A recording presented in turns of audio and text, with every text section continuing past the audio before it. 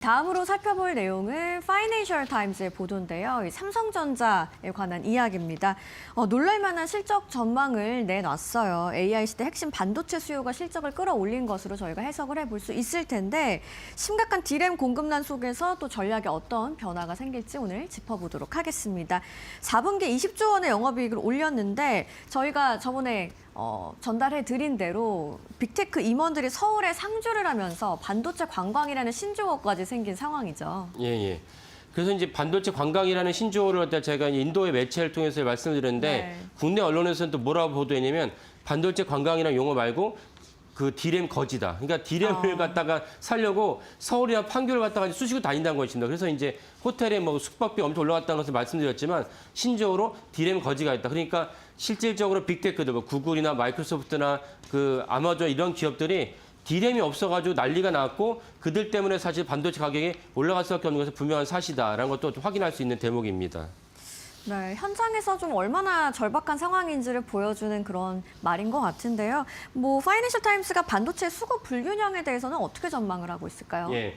벌써 이제 수급 불균형이 심각하다는 거는 저희 코너에서 작년 하반기부터 지속적으로 말씀을 드렸고 그것이 SK하이닉스와 삼성전자 주가랑도 연결이 됐습니다. 근데 올해 벌써 26년이니까 26년까지 당연히 이제 솔드아웃 모든 이제 중요한 제품이 이제 판매가 끝났다는 것을 알고 있는 사실인데 여기에 대해서 더 중요한 것이 무엇이냐? 27년까지 사실은 반도체 수급이 빡빡하다. 반도체가 수요에 비해서는 공급이 없다라는 점을 FT가 보도하고 있습니다. 그렇다면 27년 그렇다면 28년 역시 비슷한 양상이 이어지지 않을까라고 전망할 수 있겠습니다.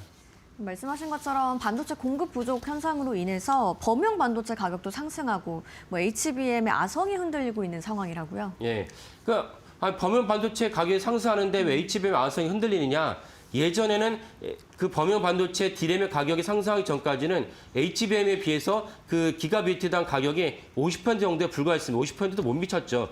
그래서 삼성전자가 SK하이닉스보다 영업이익이 훨씬 뒤처질 수밖에 없었는데 작년 상반기부터 이 AI에서 시작된 그 반도체 D램의 가격의 어떤 상승이 범용 D램으로 확산되면서 작년 12월 기준으로 했을 때는 거의 70%가 육박을 했습니다. 70%가 육박을 했으니까 이보다 더 가격이 상승한다면 HBM 못지않은 어떤 D램의 영업이익률을 갖다가 만들 수 있기 때문에 그래서 HBM의 아성이 흔들린다는 것입니다. HBM 자체가 수요가 없다는 것이 아니고 네. HBM보다는 만들기는 좀 쉬운데 삼성전자 입장에서는 그 만들 수 있는 용량 규모가 HBM보다는 범용 D램의 용량과 규모가 월등히 압도적으로 크거든요. 그렇다면 삼성전자 입장에서는 굳이 HBM에 목매달지 않아도 되는 그런 어떤 환경이 조성됐다는 점에서 HBM 아성이 흔들다는 것이 HBM의 전략적 가치, HBM이 갖고 있는 생산력 AI의 어떤 중요한 역할이 흔들리는 뜻이 아닙니다.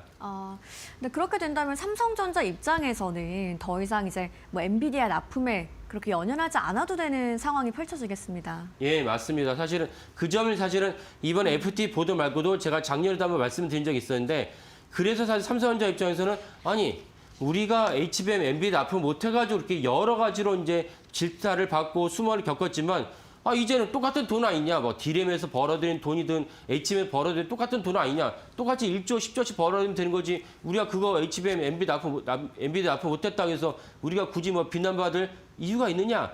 이렇게 이제 입장을 취할 수 있다는 것입니다. 실제로 FT가 그런 맥락에서 보도를 했는데 그래서 맥커리 증권이 뭐라고 보도를 했냐면 D램 부족 사태로 삼성의 HBM 성능은 부차적 문제가 됐다.